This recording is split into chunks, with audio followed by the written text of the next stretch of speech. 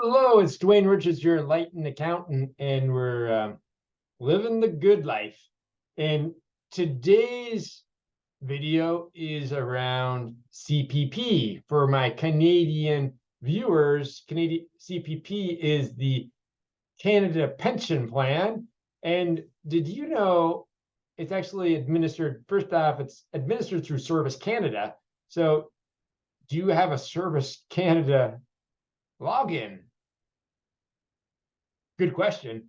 And also something that you might want to know or kind of put in your calendar and your diary is your application could take up to 120 days or more to be approved. So one of my clients messaged me, I was talking with him today, and he wants to apply kind of with like that money sooner than later.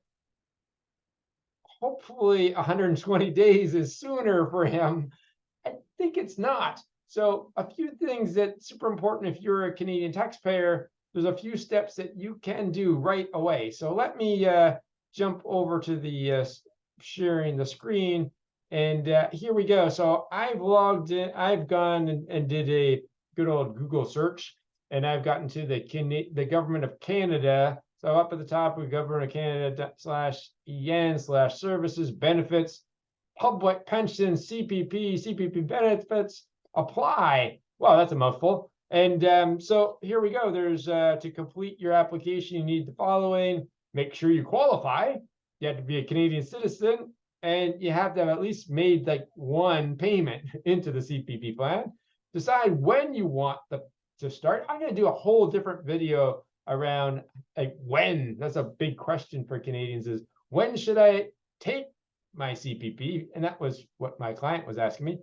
Decide how to apply, and then submit your application and reviewing your status. So first off, like we said, here you go. You have to be at least 60 years old, except, of course, there's always exceptions, and have made at least one valid contribution to CPP. If you've never paid to CPP, guess what? You're not getting money. Decide when you want the pension. So a couple of things, you can start as early as age 60. Most people kind of go to age 65, kind of the retirement age. If you defer to up to age 70, you can maximize the amount of benefit you receive. So you have some choices to make. All right, next up, how to apply. Well, you have to previously received. There's a few things here. So obviously you go down here and you can apply online. You need a My Service Canada, an MSCA. Do you have one of those? It's probably a good idea to open one of those sooner than later, because with that, you can actually log in and make sure that your annual contributions are actually being applied properly. Or you could go download the good old paper copy. And then how long it would take, if you use, you should receive a notice of your decision by mail within 120 days. Ouch. That's a little bit. Submitting your application, so applying through here, or register your service account, and then reviewing. So that's just a quick little short video, just to kind of plant the seeds about CPP and a couple of steps that you may want to consider to do right away, which is, hey, why not set up that Service Canada account sooner than later?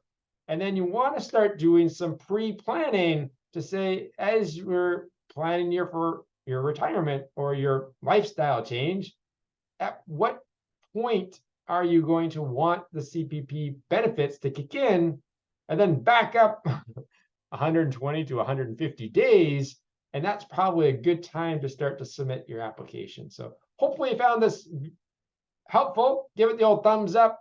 If you want to watch some other ones, I got some other ones around. The next video you can probably watch is I did a quick video about some estate planning and making sure that CRA is not your largest beneficiary when it comes to your final tax return. Have you thought about it? You might want to.